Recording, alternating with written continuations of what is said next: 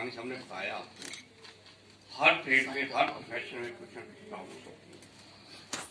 जो हमारी मीटिंग हुई 4 तारीख को, उसमें कुछ प्रॉब्लम्स को शॉर्टलिस्ट किया गया, जो उससे एक मेमोरेंडम भी हमने बनाया।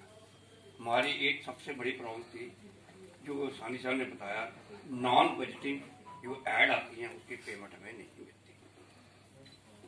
वो पॉइंट और दूसरे पॉइंट को मद्देनजर रखते हुए हमने डिसाइड किया था 4 तारीख को कि कोई भी हमारा मेंबर नॉन बजटिंग जो ऐड है नहीं लगाएगा। कल एडवाइजर साहब ने मुझे बुलाया, उन्होंने कहा कि कोरोना चल रहा है इसलिए आप एक ही आदमी आएंगे। जैसे कि आप सानी साहब ने बताया, मुझे सबने मेरे पर विश्वास किया और मुझे कहा आप हमें रिप्रेजेंट करना। मैं वहाँ पर गया, मिस्टर यादव हैं जो एडवाइजर हैं, is a young person like 40 years, very positive person, और बड़ी देर के बाद वो ऐसा अफसर मिला जो टू द पॉइंट बात करता है और बात को जल्दी में समझता है। उन्होंने सारा मेमोरेंडम पढ़ा और 1-2 बातों के लिए तो उसी समय उन्होंने एश्योर कर दिया। बाकी चीज़ों के लिए उन्होंने कहा कि हम जल्दी ही इन चीज़ों पर भी गौर करेंगे। आज जब हम यहाँ पर आ रहे थे, सुबह का 3-4 बार फोन आ गया और वही कंसल साहब का, वो कहने लगे कि आपने प्रेस कॉन्फ्रेंस की है, किस बारे में की है? मैंने उनको बताया कि ये प्रेस कॉन्फ्रेंस है, हमारी जो प्रॉब्लम्स हैं मीडिया की उनके बारे में। उनका वो कहने लगे मैं सिग्नल दिया हुआ था, आप मेरे से को भी शाम को मिले और मेरे से भी डिस्कस करें, और शाम को मैं कोशिश करूँगा मैं और सानी साहब या 1-2 नुमाइंदे और हमारे जाकर उनको मिले, ताकि उनको एक नॉलेज भी आए कि हमारी क्या प्रॉब्लम है। सानी साहब ने अभी एक बात का जिक्र किया, जो आप सबकी प्रॉब्लम है इंश्योरेंस के लिए। यहाँ पर मैं एक चीज़ ऐड करना चाहता हूँ, मेरा बिजनेस जो है वो शराब के साथ मतलब है। इसी तरह एक फंड बनाया था एक्साइज डिपार्टमेंट ने, कॉर्पोरेट फंड कहते हैं उसको। हम जितना माल बेचेंगे उसका उनको एक अमाउंट का फंड देना पड़ता है, और गवर्नमेंट ने डिसाइड किया था जितना फंड हम देंगे उतना ही फंड गवर्नमेंट अपनी किट से निकालेगी और देगी। फर्ज कीजिए हमने मिलकर 1 लाख रुपया दिया, तो 1 लाख रुपया गवर्नमेंट भी उससे डालेगी और 2 लाख रुपया पर ईयर खर्च करेगी। इसी तरह हम साथ बैठे हैं, सानी साहब अपनी टीम को डिस्कस करेंगे और रिक्वेस्ट करेंगे अपने कंसल साहब से और एडवाइजर साहब से और गवर्नर साहब से कि आप भी एक कॉर्पोरेट फंड बनाइए, जिसमें हमने जो आप ऐड देते हैं उसमें 1% आप रख लीजिए, और जितना अमाउंट हमारा बनेगा, हमारा योगदान होगा, उतना ही आप भी डालिए।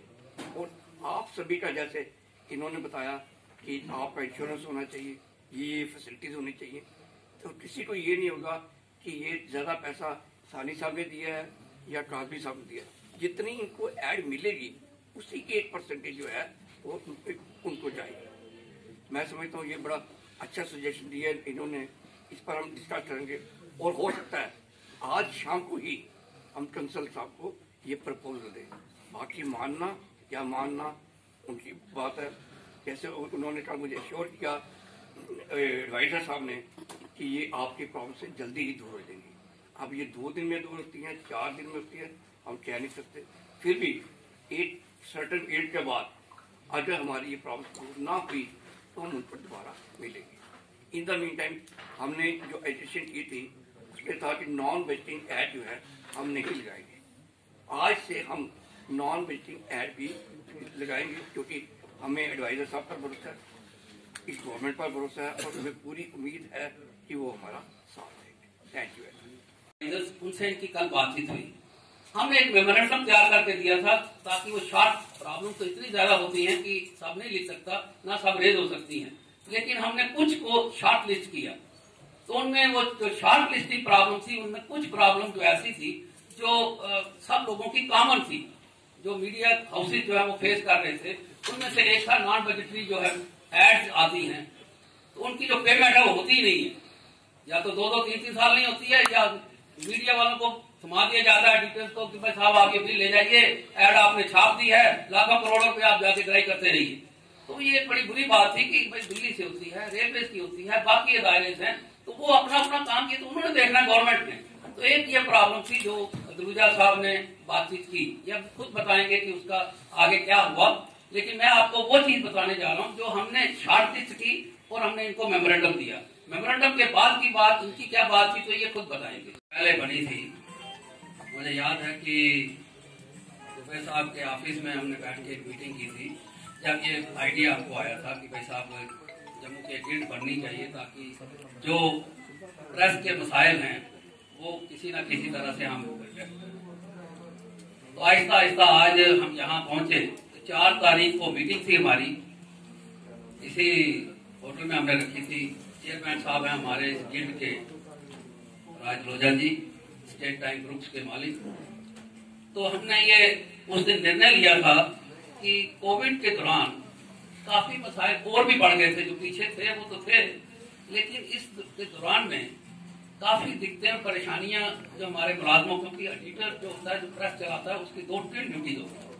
एक तो जर्नलिज्म चलाना सबको साथ लेकर, दूसरा प्रेस चलानी, वहां पे जो मशीन मैन होता है हमारा और उसके साथी होते हैं, वो सब लोग एक यूनिट होता है। दूसरा जर्नलिज्म का यूनिट होता है जहां हम लिखते हैं, पढ़ते हैं, लोगों के मसाइल उठाते हैं।